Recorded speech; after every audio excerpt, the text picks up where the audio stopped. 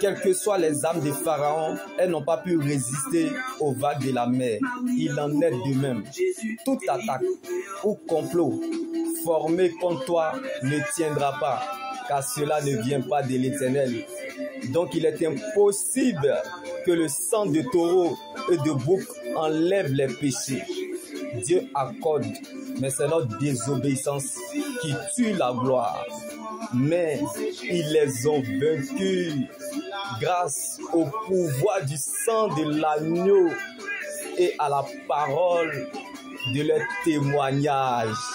La prophétie d'une personne est pour toi. Si c'est à travers Pharaon que Dieu a tracé un chemin pour Moïse sur la mer Rouge, c'est que, bien-aimé, Dieu fera de tes ennemis ton marchepied et il t'intronisera là où personne n'a cru ou pensé te voir entrer un jour. Comme Moïse n'était pas cité parmi les grands, mais il s'est retrouvé parmi les grands à la table des rois. Il le sait comment? À cause de l'atmosphère de l'alliance. La promesse de Dieu n'a pas d'âge, mais elle est un destinataire. Comme Moïse a porté son rêve jusqu'au bout, malgré l'esclavage. Si vous avez l'impression que les ténèbres s'agitent sur vous, c'est parce qu'ils voient en vous ce que vous ne pouvez jamais imaginer y avoir accès. Donc, si vous avez l'impression que les combats deviennent physiques, c'est que la guerre est terminée. Je peux avoir perdu des soldats.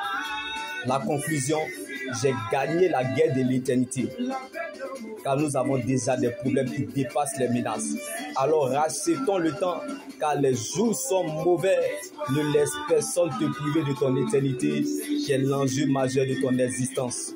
Reste focalisé sur le Seigneur Jésus-Christ seul, car la preuve, la valeur et la raison de ton existence, c'est ton salut en Jésus.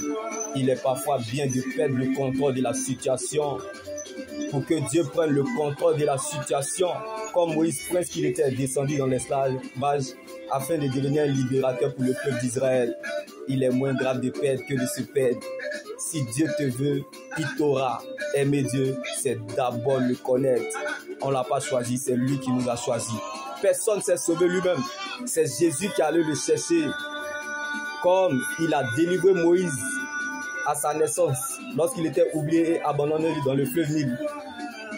C'est le même Dieu qui l'a encore fait traverser la mer Rouge.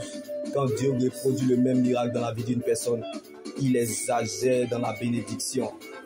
Qu'est-ce que Dieu a fait pour toi qui ne peut pas encore le faire? Jésus t'aime plus que la bénédiction, mais son amour ne te forcera pas à le suivre.